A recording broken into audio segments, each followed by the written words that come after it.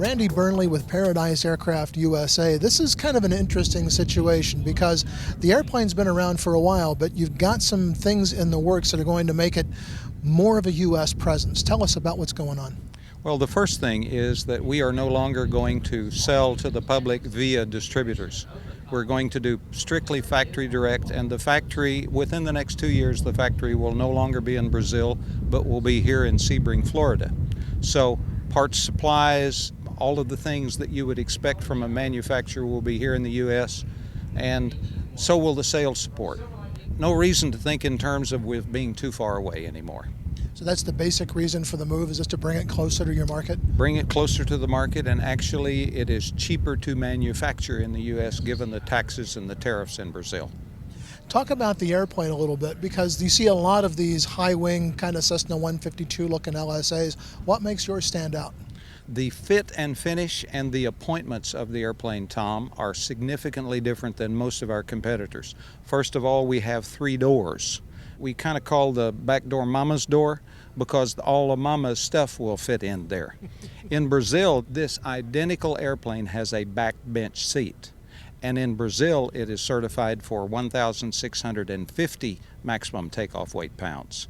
Here, obviously, for an LSA, we remove the back seat and we limit the takeoff weight to 1,320. From the standpoint of interior size, it is much larger than any of the other aircraft that are here.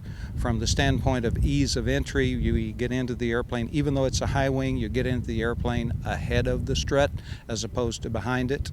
Our seats track back and forth. We've had guys in here even today at 6 feet 4 inches and mostly leg, and we had no problem getting them in and out and getting them seated comfortably.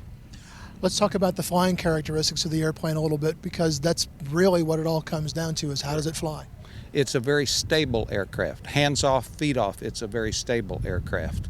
It will cruise all day long at approximately 95 knots and burn between 4 and 4.5 gallons an hour. Now, in terms of how long can you go? Until you have to land, not because of fuel, but because you can't stay in the air any longer. There's 19 gallons per side in this airplane, which gives it a 7.5-hour range. And the reason for that is because in Brazil, where the aircraft was made originally, the distances that they have to cover.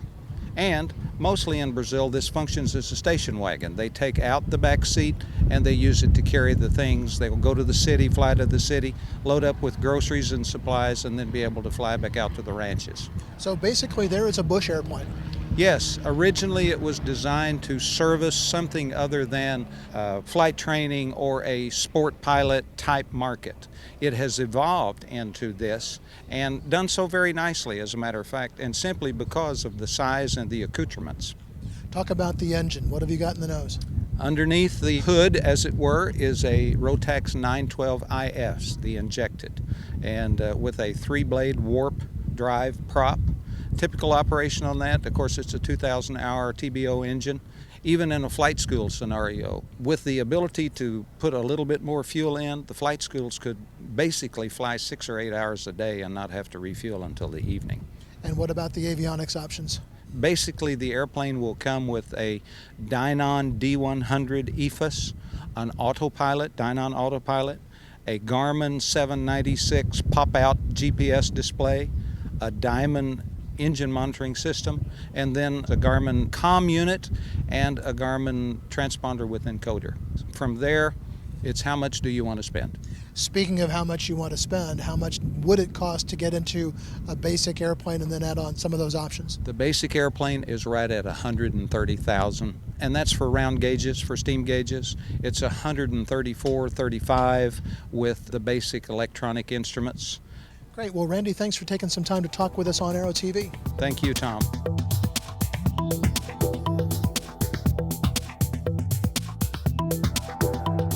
Aero-TV is brought to you by...